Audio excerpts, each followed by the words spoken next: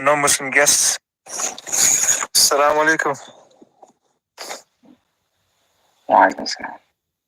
Okay, Bismillah and Alhamdulillah wa salatu wa salamu ala Rasulillah. Assalamu alaikum, brothers and sisters, and welcome to everyone else, our non-Muslim guests who have joined us. I hope everyone is doing well. So just to start off with, small introduction, I guess. What this is, and some of you may already be aware, is that we are starting IREP, and IREP basically stands for Islamic Research into Exotic Phenomenon. Some of the brothers from the team, some of the guys from the team will be here as well. I believe Isa is on already. He is appearing as IREP today. And Afaq is on, who's also a member of the IREP team. Faruq will be joining us hopefully later on for a bit, but he may not be able to talk as he's driving down for work today. And brother Tariq may be on later on as well. So without further ado, I guess we can start, Afaq and Faruq. And the first thing we want to go over, what do you guys want to touch on first? Should we talk about, Afaq, anything specific you want to cover first, bro? I think we can just talk about maybe what we are, because I think there's some newer people. I see Joe, I've never seen him before. Or, yeah, maybe we can touch on that, like basically the concept behind this, maybe. Yeah, okay. So basically IREP, like I said, stands for Islamic Research into Exotic Phenomenon, or Phenomena. And it was a group that we envisaged a few years ago. We had this idea, me and Faruq, about 3 years ago when we got in touch with each other.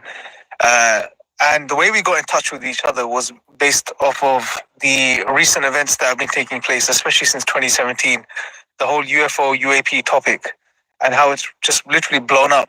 It hasn't really become mainstream yet, as far as mainstream media is concerned, but online, over Twitter, different platforms, different podcasts that have hosted whistleblowers, the congressional hearings that are taking place. It's real now. You know, people know something is going on. We're at the point now, without going over the whole history of it, something we've discussed on YouTube and on our Twitter spaces in the past. But we're at the point now where, you know, yes, there is something that they refer to as NHI, or non-human intelligence, that exists. It's real. It's here. They don't know what it is, but it's real, and it's linked to the UFO, UAP phenomenon. This phenomenon has been engaging with, well, the reports we hear of on mainstream outlets is it's engaging with the military pilots, military bases, and the government as a whole is aware of, American government as a whole, and I'm sure governments across the world are aware of this phenomenon. But the American government in particular has paid a lot of attention to this, and a lot of noise has come out of America in regards to this. But as we always say, that this phenomenon it traverses time, and it's something that's appeared to different people throughout history, from different backgrounds and different cultures and different religions. For as long as we can imagine, it's been there. You know, human beings have always interacted with some form of, some entity, some beings, that are not the divine, but are not human. They're somewhere in between. And what IREP, the reason we set up IREP was we saw that this was going on. We saw that this was being used. And we also realized that what was being observed and witnessed was indeed what we refer to in the Islamic tradition as the jinn. And therefore we found it important to talk about this and discuss this and share this information with anyone that wanted to hear this or listen to this. So that was the initial sort of thought behind IREP, to really talk about this topic and discuss it from a Islamic perspective in particular, but religious perspective in general. Because one thing we also noticed was, yes, there were scientists now talking about this. There were government officials talking about this. There were other academics from different fields, sociologists, anthropologists and so on, talking about this phenomenon. But there wasn't much talk from a religious perspective. Now, one thing we also realized was that when we're dealing with this, or whatever this NHI, this phenomenon is, it's not necessarily purely material. And therefore, science alone won't be able to tell you what it actually is or why it exists. It may be able to tell you about certain aspects of it, but it can't give you the full picture. Nor can any other discipline in isolation. this phenomenon has to be studied from a multidisciplinary approach. You have to look at it from different perspectives and angles and bring those perspectives together to produce a whole, a complete picture. So we want to bring that religious discourse into the space and into the discussion. We noticed there was some Christians from the Christian tradition, that were speaking about it. I looked up the academic papers on this, and there's been some papers published by Christian writers since the 50s on this topic. And the way they have interpreted this phenomenon is they refer to this as demons, angels and demons, some would say. And some would say this phenomenon is purely demonic. This is something that other secular researchers have also looked at, such as Jacques Vallée. Dr. Jacques Vallée, he's looked into this, and he also comments on this aspect of the phenomenon, or this particular lens through which one can observe what's going on. D.W. Pasulka, for example, recently has been more open about her perspective on this phenomenon, and she's actually now leaning towards the idea that this is truly to be understood from that particular lens, the demons and angels lens. And that's understandable because she comes from a Christian centric perspective. That's the religion she actually focused on and studied predominantly. And that's what her specialization is in as well. So we wanted to bring the discussion from the Islamic perspective. What does Islam has to say about this non-human intelligence, this phenomenon? How do we interpret this? How do we understand this? And that's what we wanted to do in IREP. So me and Faruq got together initially, some sort of you could say a group or an organization or an outlet through which we could communicate these, not just have it so it's just, us talking about it on an individual level. We saw that, okay, a collective effort is needed in really bringing this to the world. So, we thought, okay, we'll set up IREP. Again, IREP standing for Islamic Research into Exotic.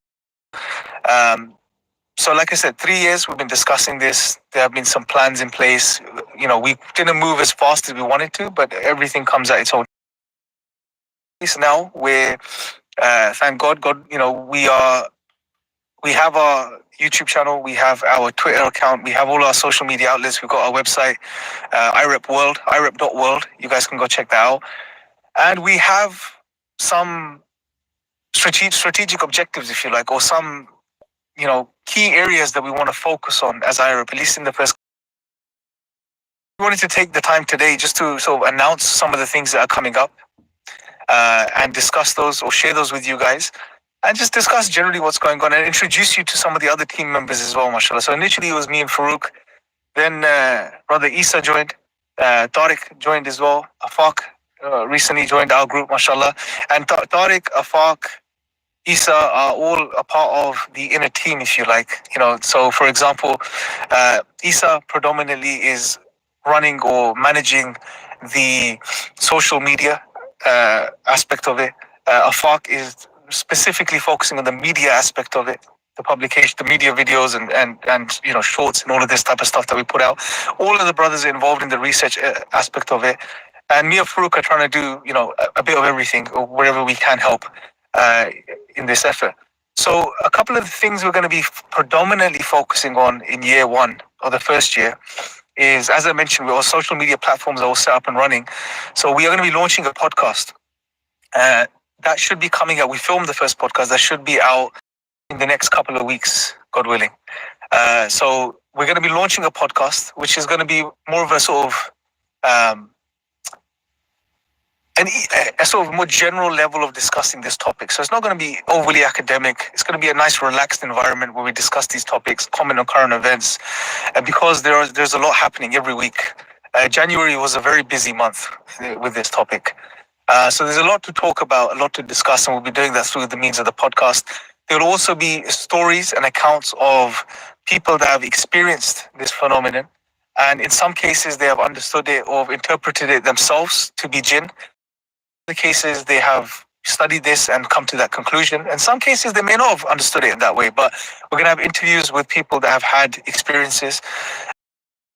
Going to have other short video series that come out on the IREP YouTube channel, covering different topics such as the origins of the human species, the origins of the jinn, the dynamic between the jinn and human beings. So the origin stories from the Islamic perspective. Faruq's going to probably do a whole series on this, We'll probably do a whole series on jinn, a detailed series breaking down everything. So there'll be all of this media output that's going to be coming very soon, God willing. Aside from that, we also are going to work on some short articles and publications that we're going to put out over the year. And we also have a third element to this, which is our outreach element. So anyone that may be suffering or struggling with encounters, if you like, with non-human intelligences or paranormal activity, whether Muslim or non-Muslim, we will have a service where they can come through and we can provide them with some assistance, some guidance, and get them, the help that they need, hopefully, God willing. So those are going to be the three or two main elements: the social media side of stuff, the online production side of stuff, the research side of stuff, the publications, and also there's three elements. And the third will be the sort of outreach aspect of helping people on the ground. So that's what we're focusing on. That's the objective for IREP. It's really exciting. We're all excited. We've got a lot to do. It's a very small team, as I mentioned already. Tariq, Isa, Faruq. I'm going to get these guys on in a second to share their thoughts and experiences and anything they want to share. And Faruq and myself. So there's about 5 of us at the moment. We do have a volunteer group. What I'll ask Isa to do is post the WhatsApp group on the IREP Twitter. So you guys can, if you're interested in volunteering and you have a certain skill set that you'd like to bring to the table, please do contact us, join the WhatsApp group, and that will be very helpful. And yeah, so that's where we are at the moment. I'm going to go to Isa and then Afaq. Faruq, I know you're listening, so if you want to jump in at any point, maybe Isa give Faruq the mic as well. I know he may not be able to jump in, but if he can, he'll have the option. So yeah. And then we'll open up to general discussion as well. Any questions you guys may have too, inshallah. So Isa, over to you, bro. Assalamu alaikum. Can you all hear me? Yes. Oh, alhamdulillah. So, Jazakallah khair, Imran, for a lovely speech and a lovely introduction there. Well done, bro. Thank you for that. So my name's Isa. I'm the one managing IREP Twitter for now. So that's basically my main role, posting up stuff, making sure everything's, getting posted. Barakallah fi. MashaAllah, bro. Yeah. Self-applause is always good. Yeah. Alhamdulillah. I don't know where that come from, but yeah, that's my main role essentially in IREP is managing the Twitter space, the Twitter. I'm obviously a little bit active on the WhatsApp group as well. So you might have seen me on there under the acronym Richard. As you all know, I'm a revert. So alhamdulillah. Yeah, me and Faruq have discussed this as well regarding the jinn phenomena or the jinn hypothesis as well. And Imran's basically put in a nutshell and posted it up, in an actual academic format. So alhamdulillah for Imran for that, inshallah. So I'd like to pass on the mic to Brother Afaq, inshallah, and let him, talk about what his side of things, inshallah. Assalamu alaikum, guys. I'm Afaq Siddiqui, and I'm mainly a TikTok side of things where I'm uploading videos and hopefully start posting more on YouTube Shorts as well. But for now, like it's my main focus is TikTok. For the same time, I do want to appreciate Brother Faruq and Imran for starting this initiative, because as someone who have been quite interested in this topic for a long time, I felt there wasn't much from the Muslim side of things. So this was a really good initiative from them. And what I noticed was slowly, because for me, I kind of had this feeling that these are not these phenomena that we talk about, the aliens and these NHI. What I realized was these were definitely not coming from outer space, like different planets or something. These were, for me as a Muslim, it was definitely something that was jinn related. Can you guys hear me? I'm not sure if... Yeah, man, we can hear you. We can hear you. Okay. Yeah, for some reason, my screen froze. So, but at the same time, I would come across some tweets, or I've seen videos from Imran talking about these beings being jinns, right? And which is, I grew up learning in a Muslim household, and the criteria for these aliens, they perfectly fit the jinn, the beings. And what I started noticing was big names, like, for example, I live close to Fermilab, and one of the researchers actually talked about how these beings that we call aliens could actually be from this planet. And actually, his talk was back in 1980. So think about how many more experts in this field do share the same concept as we do, that, these are probably not extraterrestrials, from Earth. Just we probably can't see them. They're probably part of our existence. And it was a really nice thing that Muslim voices, like, we come in from this perspective that God created a third creation, right? And they have all these mystical powers that for us it just seems like from fairy tales, but they do actually exist. So I think it's really nice that we're pushing this agenda. I wouldn't say agenda, but this narrative that, look, we have answers that you probably don't from a religious point of view. We have answers to this, and maybe we can discuss with other people in the field, some experts, and shed some light to this. That's, yeah. I'm sorry if I was going on, but that's my thought. Definitely. Carry on. Yeah. Oh, that's all I had for this, but yeah. I'd like to mention as well is what the main reason really as well that Imran's basically mentioned some of the main points, but I'll say the clear cut real answer is that there's nothing really like this. IREP. There's nothing really like an organization that deals with the unseen. Like you've got different organizations dealing with aspects of Islam, but dealing with the unseen, the jinn, the deceptions of the devil, the strange, all of these things. I don't know any in the Islamic scene that has an organization set up specifically to not only give an explanation but to also help people. And so I think this is a very unique opportunity, and I think it's only going to grow bigger and bigger as time gets on. And I think this is one of the best and most unique aspects of IREP, because we have so much potential, and it's basically so out there in terms of such a very unique position we're in to be dealing with this sort of stuff. It's, subhanAllah, it's crazy. And I think that is what is key with this. And this is what makes IREP, and this is what IREP's all about. It's about shedding light on the aspects of basically the strange, the ajib, if you want to call it, what we'd call in Arabic, ajib, meaning strange, basically, the stuff that's not really talked about, especially with the advent. We all see now the influence of the devil, the influence of the shaitan, but it's putting it into words. It's seeing it manifest, if you want to use that word, It's seeing it like in a different perspective and shedding that light and raising the Muslims' awareness to a higher level of understanding. I think that's what IREP's about. It's that, just giving us that higher level of understanding. Not saying that we have this knowledge or anything that's superior. I'm not saying that.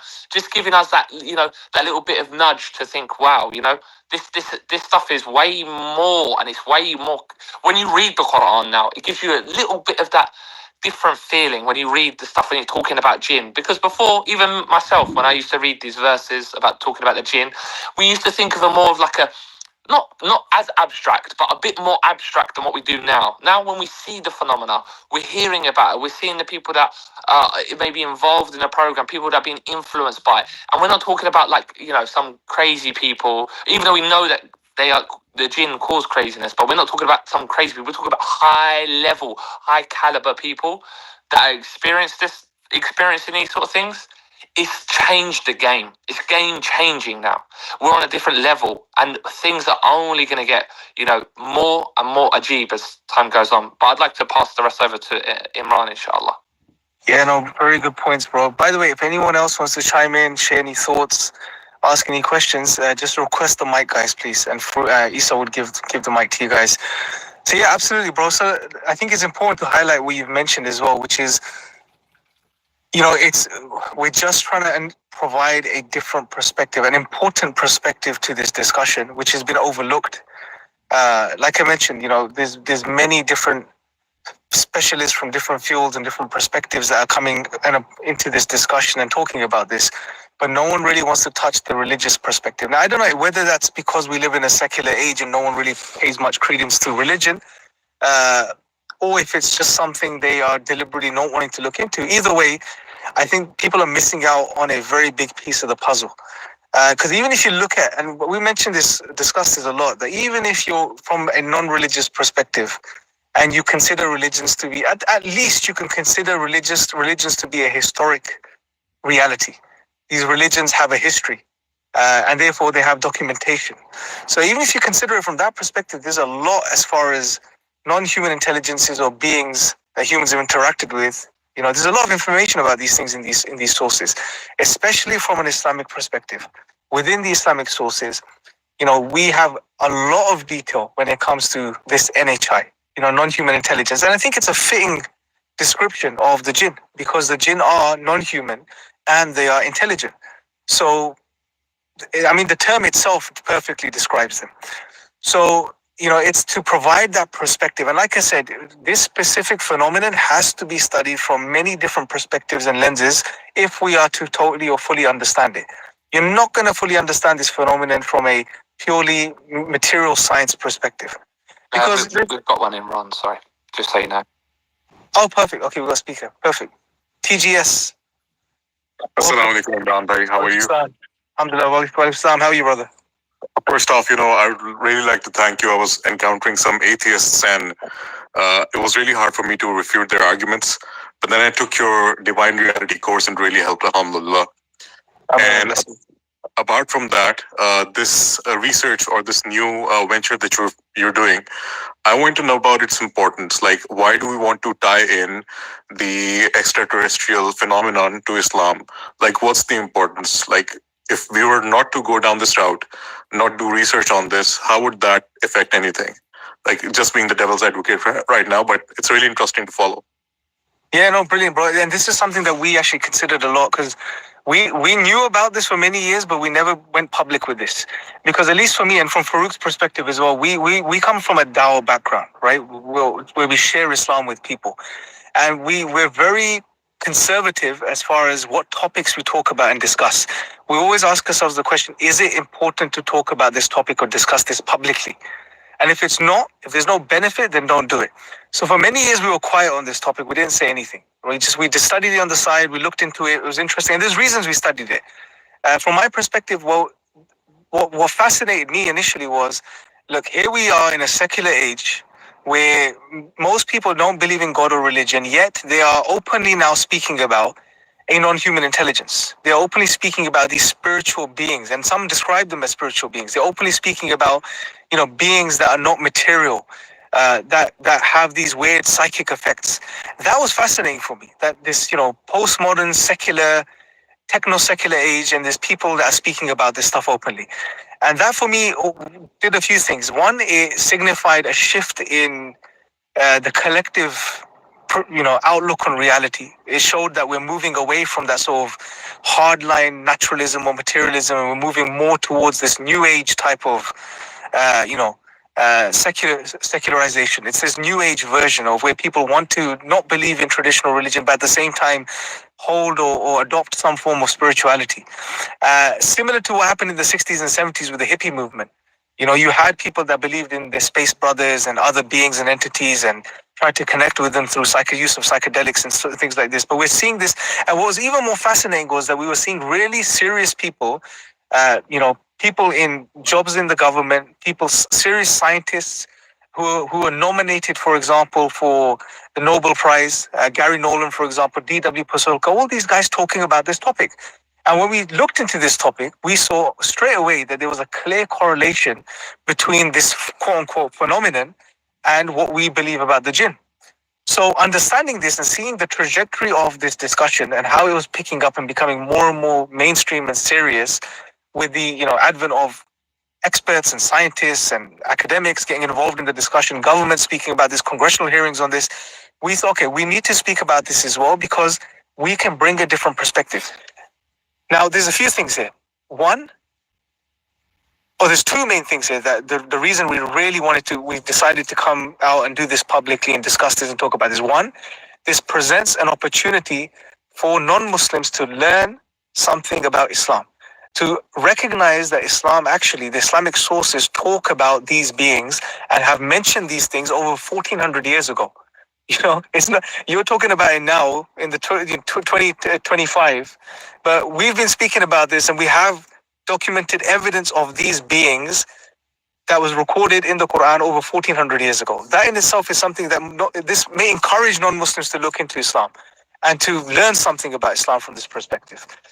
The second perspective was this is an opportunity for us to educate the Muslims as well, because if you look at the Muslim consciousness and when you think about the word jinn, a couple of things come to mind. You think of evil, demonic spirits, scary things that possess you. That's normally what. But when you look at the Islamic tradition, you look at the Quran, you look at the Hadith, you look at the other sources, there is so much information about these beings. And there's so much else that we learn about them that the Muslims unfortunately just don't have this information. And it's important for Muslims to have this information because in the Quran, God speaks about the jinn continuously. Many places, there's an entire chapter dedicated to the jinn, Surah Al-Jinn. Furthermore, if you look at Surah Rahman, God engages the humans and the jinn throughout. Throughout the Quran, God tells us about the jinn, the shayateen, how they affect us human beings and what their objectives are, the evil jinn, what their objectives are, and how they want to mislead human beings, etc. So the Quran is full of references on the jinn. And there's so much information about the jinn. So the Muslims wanted to educate the Muslims as well. A third perspective on this was that there was talk, and I've heard this many times, many people have spoken about this, some academics have pushed this question as well, that if aliens were to appear on Earth and this was all real, what does this mean for world religions? Some have even positioned it in a way to say that this will destroy world religions. This will challenge world religions. World religions would have to be reformulated, when this simply isn't the case. Because from an Islamic perspective, we have both options available to us. There is scope within the Islamic tradition to interpret this phenomenon as extraterrestrial. So there's nothing wrong with the explanation. Islam allows for the explanation. Other life out there in the universe that God has created. So this is why when we posit the jinn hypotheses, we are not positing this because we are forced to go down this route, because theologically we are constrained. No, that's not the case. We can explain this as extraterrestrial. We have that room within our tradition. But when you look at the phenomenon and you study it, and you look at the jinn and you study the jinn, and when you correlate the two, you see that there's a clear match between the two. And this is something I tried to do in the article that I published. Although it's a very short article, we cover about 5 key areas of comparison between the jinn and the UFO phenomenon. And since I've written the article, there's been more areas of comparison or similarity that we've come across. But so there were those several reasons that we decided, okay, we need to speak about this and do this in a more of a somewhat of an academic way, but in more of a thorough way. So hopefully that answers your question, TGS. You got your hand up, brother. You can unmute yourself. Yes, it does. I just wanted to know, let's say, if we were to explain these phenomenon through the lens of Islam, when we call them jinns, there's a lot of literature there. There's a lot of history there. But if we were to explain this phenomenon as extraterrestrial and tie this in with Islam, how do we go about that discourse? Yeah, so that's a bit more tricky. If you think of, because this will be something new that has to be incorporated and explained. So there'll have to be a different hermeneutic at play there. But generally speaking, we know that there's verses in the Quran where Allah mentions that, He's created beings that He's scattered throughout the heavens and the earth, for example. That's one verse which can be understood. That's one particular interpretation of that can be that there's other life forms that God has created, i.e. aliens that He has created and placed in other places throughout the universe. Now, if the claim was made that these were intelligent alien beings, then there's more of a discussion that has to be had between the theologians, because then there's more things that you need to account for. Okay, did they receive revelation? Was it separate to ours, etc.? There's a lot more at play there. But there is that scope there, because there's verses in the Quran which clearly outline that God has created many creatures. Some of them we may not even be aware of, and that He has scattered throughout the heavens and the earth. So we know there's other beings, there's other creatures. This includes the angels and the jinn also. So there is that room there. But this is something that the scholars would have to discuss and therefore provide a clear and cogent answer to.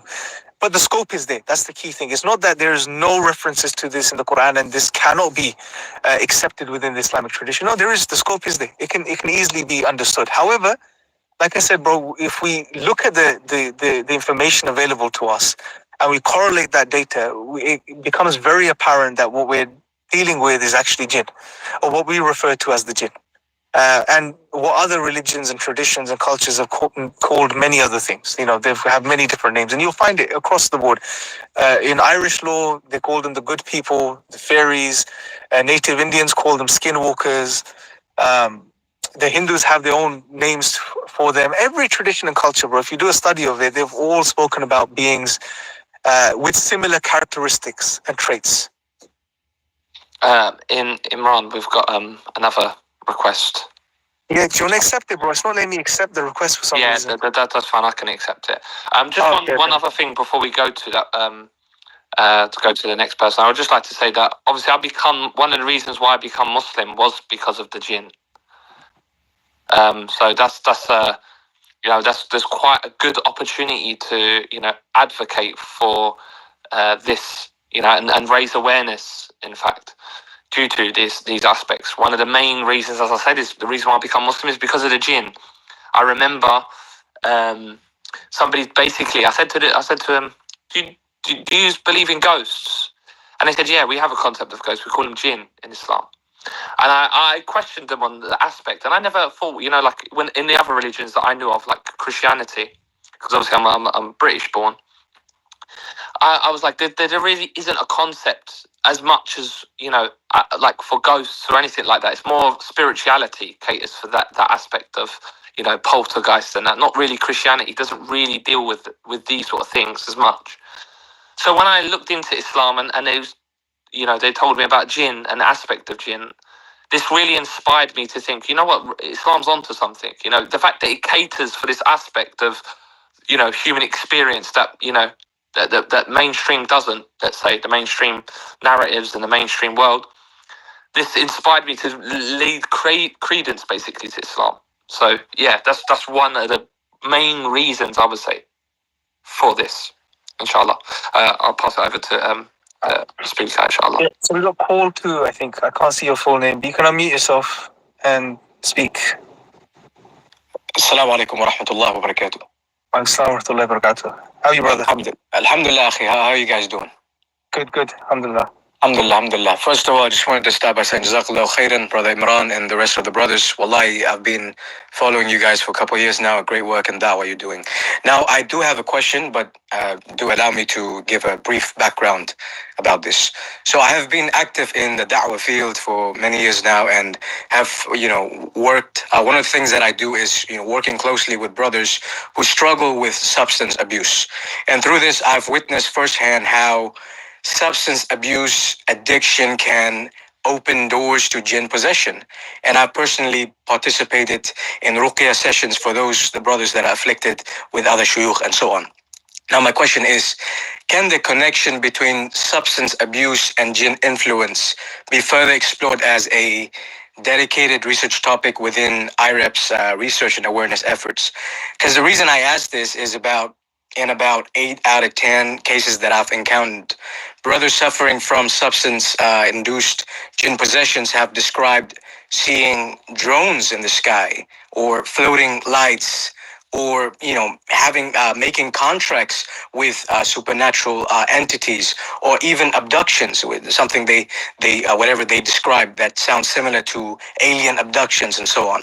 So, this raises an intriguing link, at least to me, about jinn activity and modern day UFO sightings and so on. So yeah, that's my info. Thank you, bro. That's a brilliant point. So firstly, to answer your question, absolutely, that would be a brilliant research area to look into. That's actually one of the areas we wanted to at some point get to, because there definitely is a link there, something we've picked up on, noticed. If you look at historically as well, outside of Islam as well, people that have tried to contact these entities or beings, whatever they call them, they've, in some cases, they have also, used substances to open them up. What they call, how they refer to is trying to open up their consciousness to, to a different vibration or a different dimension so that they can engage with these beings. So substances, psychedelics in particular, seem to act as a bridge, and it shifts something within human consciousness which allows for access to these realms or these beings, or allows these beings easier access to the human. And there's definitely a link there, bro. I can tell you from a recent experience that we had. I won't take the person's name because it's private, but someone came to us through the website, and they were from a secular atheist background and never believed in God. And they, in the beginning of last year, they engaged in some meditations that they picked up from somewhere or learned from someone, which apparently was supposed to help them with astral projection and things like this. So as soon as they started to engage in these meditations, immediately after that, they started to have strange things happen. They started to see things in their house, have encounter. This was purely meditation. This wasn't even, the use of psychedelics. So even just certain meditative states or meditative practices open people up. And since then, they've been engaging with or having encounters with these jinn. And when they contacted us, now they're at the point where they believe in God. So, alhamdulillah, something good's come out of it, at least. They believe in God because of what they've experienced, because it's opened them up. I mean, when someone experiences something beyond the material, the supernatural realm, believing in God is not too far-fetched anymore, right? So they believe in God, and they are now looking for a way out of this, to stop experiencing these things. So Faruq, mashallah, is helping that individual out to the best of his ability. Obviously, Ruqya is going to be a part of this as well. But we're gonna have a whole protocol for this, inshallah, which is a bit more organized. So definitely, bro. So long story short, to answer your question, definitely there's room for research in this area. There's definitely a link with substance use, especially psychedelics, and opening up the mind in some way, shape, or form to these entities, even certain forms of meditation. If you look at, for example, the CE5 protocol that's practiced by Stephen Greer. He takes people out into the desert and they do these rituals and meditation, going to meditative states. And these things start appearing in the sky. They start engaging with these things. The whole psionics stuff with Jake Barber that came out on Ross Coulthart's recent whistleblower interview. Same thing. The guys they're psionic operators are individuals that go into certain meditative states through which they can communicate apparently with these beings, and then lights and things start appearing in the sky. Others, he even mentioned that certain medication is used to get them into a certain state.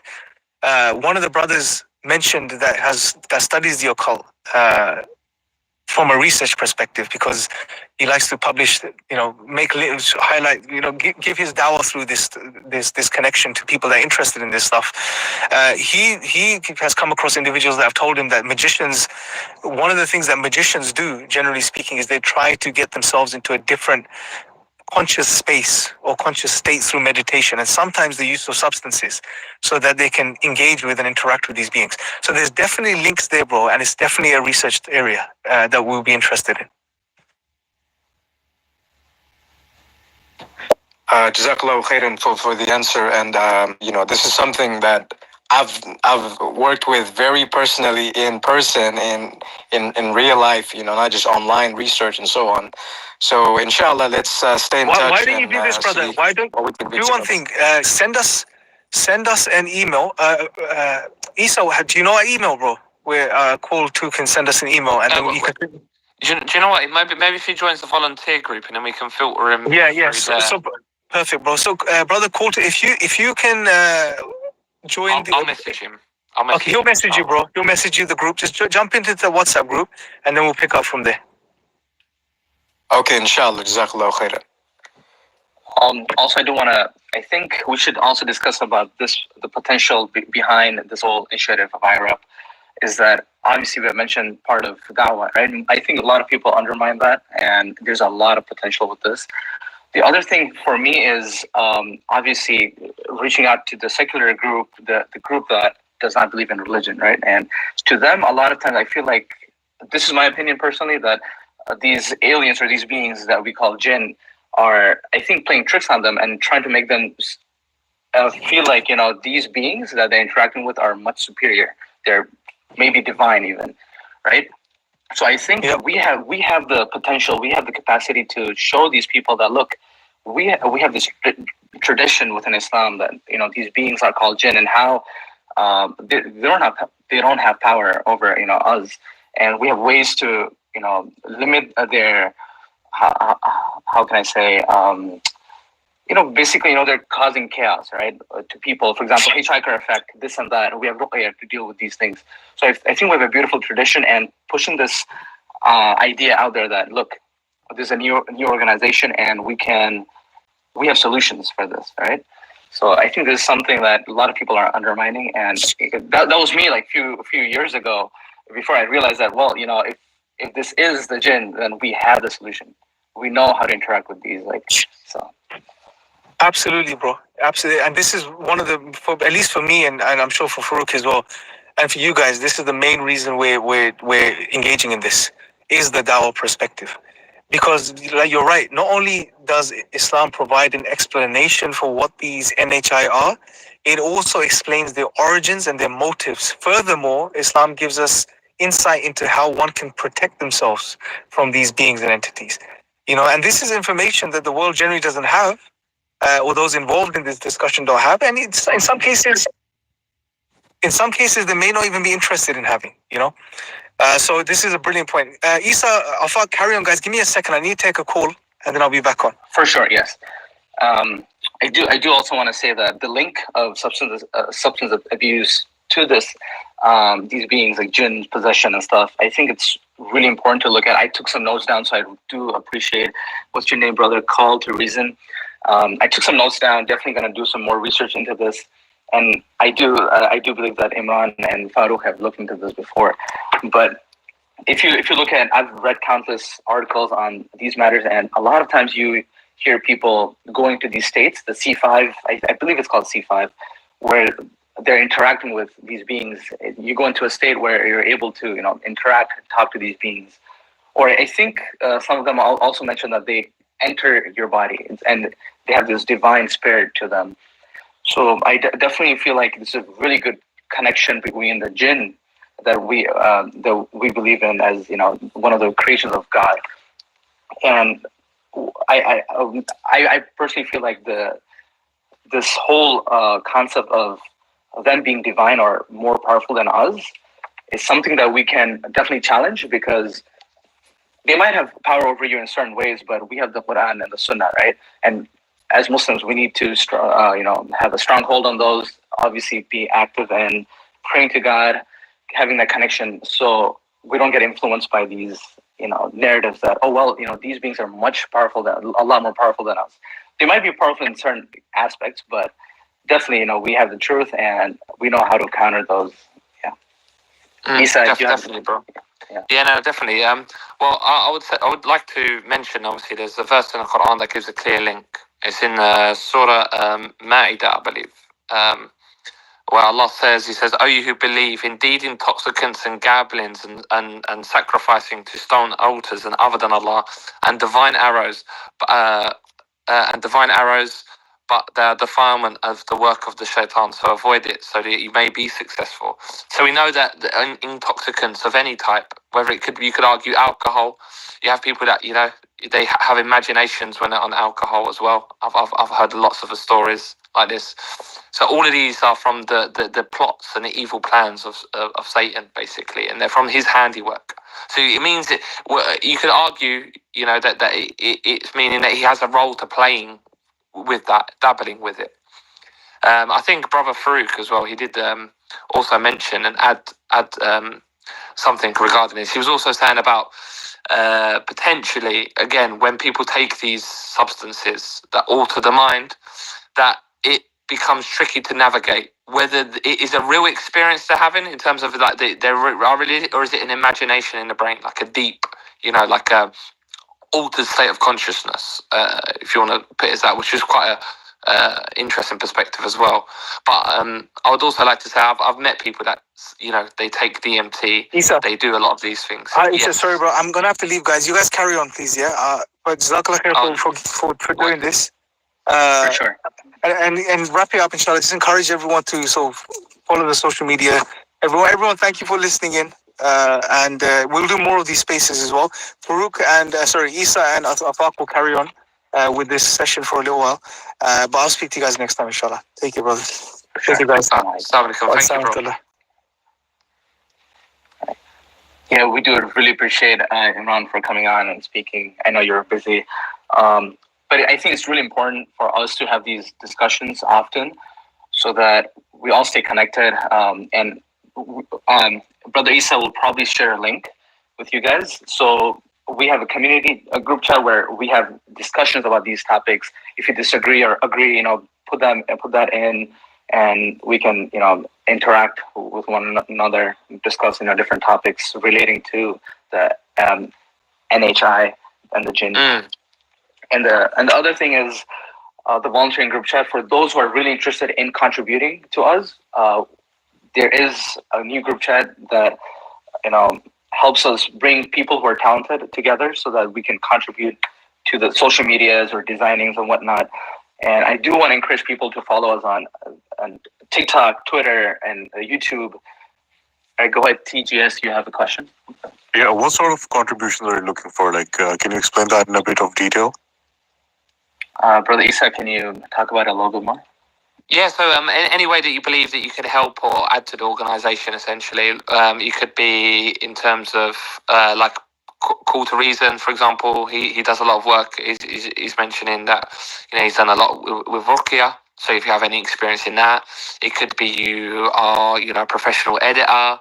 You do it as a side role. It could be you're good at writing scripts. For example, for something we might need in the future. Potentially anything do you feel that you could add basically to the organisation? You might help want to put the word out there. It's all dawah at the end of the day. So that's basically what it's for. So inshallah, if you have anything you feel that you're capable and you want to put some effort into the dawah, then inshallah, bismillah. And I do also want to share something about my journey, how I got to this conclusion about, these NHIs being jinns and stuff. I still remember, years ago, like, I had this notion, I had this thing where, these aliens that people talk about, there's definitely something to it. They could be another creation of Allah, like, from a different planet, and stuff like that. That's an argument to be made. But also I think the big portion of me was more inclined towards the belief that these are the jinns that Allah has talked about. Because if you just look into some research articles into this phenomenon, you'll realize that a lot of their things that they mention, like for example, having better technology, or even them being from this some interactions with these beings. Some experts have mentioned that when they have interacted with these beings, these beings said they have been on Earth even before humans. That's another indication to me. That was like a big indication. And another big one for me was the shape-shifting. They have a lot of people have reported them shape-shifting in front of their eyes, or even possession. Entering people's bodies, or manipulating their thoughts. Even I remember this. I don't remember the exact researcher, but he was mentioning how he saw the being from far away. He obviously mentioned it was an alien, but he said he was, altering his thoughts while they were, some feet apart. And telepathic communication. Yes, yeah. Exactly. So these things kind of led me to believe that, yes, you know what, there is a strong reason for us to believe that these are the jinn. And a lot of times you'll notice a common trend that they will try to put down religion as something man-made, or something that these intelligent beings, aliens, have put, sent on Earth to control us. You'll see this discussion happening a lot. And what is one of the main goals of Shaitan is obviously to get people away from worshiping Allah. And it perfectly, everything aligned. And I remember while discussing, I came across one of the videos of Imran. Like, that was the first time he uploaded a video on this topic. Him and Brother Faruq went over it, and I was mind blown. And because I've already looked into AbuZakariyyah and a few other people who are in this field and have openly talked about it. And subhanAllah, everything comes back to the Quran and the Sunnah, what Allah has told us about, and what Prophet Muhammad has talked about. So yeah, that's my thought. Yeah, so Jazakallah khair everyone for tuning in, inshallah. Really beneficial. Unless anyone wants to say anything, I would like to invite you all to our WhatsApp group. If you don't know, just send me a message on here. I'll try and get back to you basically ASAP. Just pop a message if you want to be a part of the WhatsApp group. If you want to join the volunteer group in the WhatsApp group as well. And inshallah, we can filter you through this and see, filter you through that way. Inshallah, if you want to volunteer, add any benefits. But just keep following us, on all our social medias. I think Afaq is the one who's managing the TikTok for now, uploading, managing the clips. I'm doing the Twitter. And irep.world is basically our main website for anyone who wants to outreach us there as well. But inshallah, I hope that it's been beneficial for you all. Okay, I think TGS. You said you were sharing the links to both the groups, or do we have to message you for that? Yes. Just message me for the message me for the link for the WhatsApp group, inshallah. Yeah, I don't think your post messages are open on X. Oh, okay. No worries. If you go on irep.world, if you can't get access, basically on irep.world is the link to the WhatsApp group. So if you send a message on there, or just send something on there on the WhatsApp group, and I'll we will put you in the volunteer program if that's what you want to be a part of, inshallah. But if anyone wants access to the main Twitter WhatsApp community, just go on irep.world and it's all there, inshallah, the WhatsApp link. Okay. All right, brothers, thank you for all tuning in, inshallah. We'll end it here, I guess. Okay. All right, assalamu alaikum, brothers. Assalamu alaikum, guys. Wa alaikum salam.